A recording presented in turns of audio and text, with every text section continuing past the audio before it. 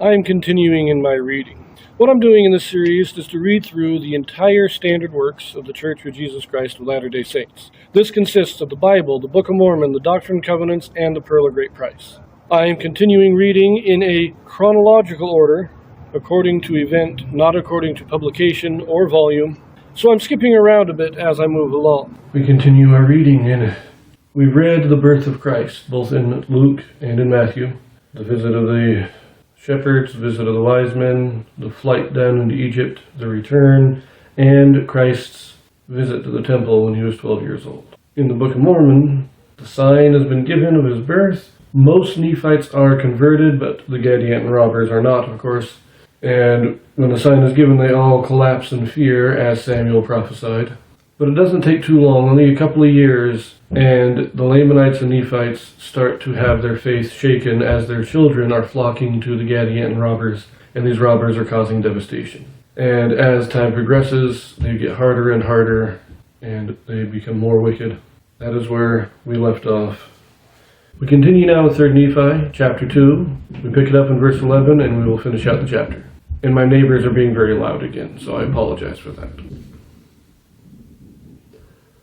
And it came to pass in the 13th year, there began to be wars and contentions throughout all the land, for the Gadianton robbers had become so numerous, and did slay so many of the people, and did lay waste so many cities, and did spread so much dearth and carnage throughout the land, that it became expedient that all the people, both the Nephites and the Lamanites, should take up arms against them.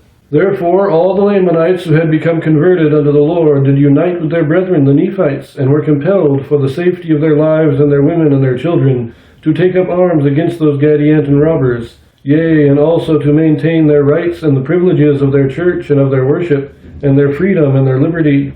And it came to pass that before this 13th year had passed away, the Nephites were threatened with utter destruction because of this war, which had become exceedingly sore. And it came to pass that those Lamanites who had united with the Nephites were numbered among the Nephites. And their curse was taken from them, and their skin became white like unto the Nephites. And their young men and their daughters became exceedingly fair. And they were numbered among the Nephites, and were called Nephites, and thus ended the 13th year.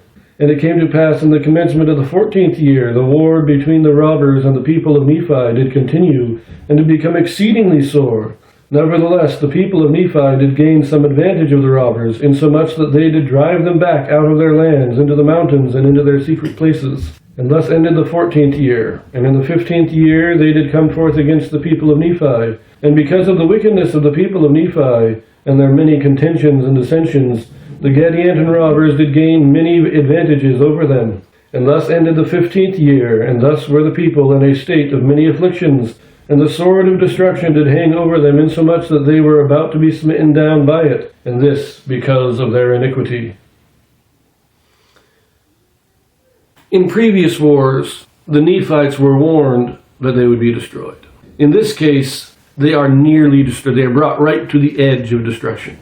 Now, it does say they gained some advantage over the robbers in the 14th year.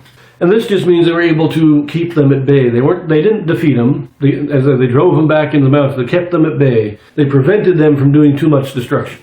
But notice the power of the Gadianton robbers. They're not just doing small raids. They're sacking cities. They're destroying thousands, killing thousands of people, destroying cities and fields, whatever.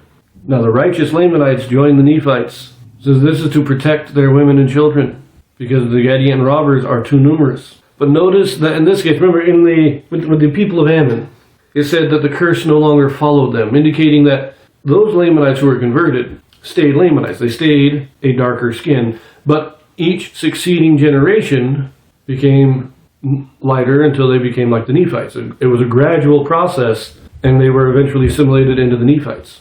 In this case, it is just removed. They convert, they join the Nephites. They become Nephites. And when they become Nephites, the curse is simply removed from them. And they are fully Nephite now. But we are in the middle of this great war. We're not given the details. But when it says they gained advantages, I think this is talking about taking cities. So when they gained advantages over the robbers, they were able to reclaim some cities and drive them back into the mountains. But in the next year, the robbers gain advantage over them. In other words, they take a couple of cities, some strongholds. And that's where we leave it, right in the middle of this war. We'll pick this up in chapter 3 next. So I will see you there.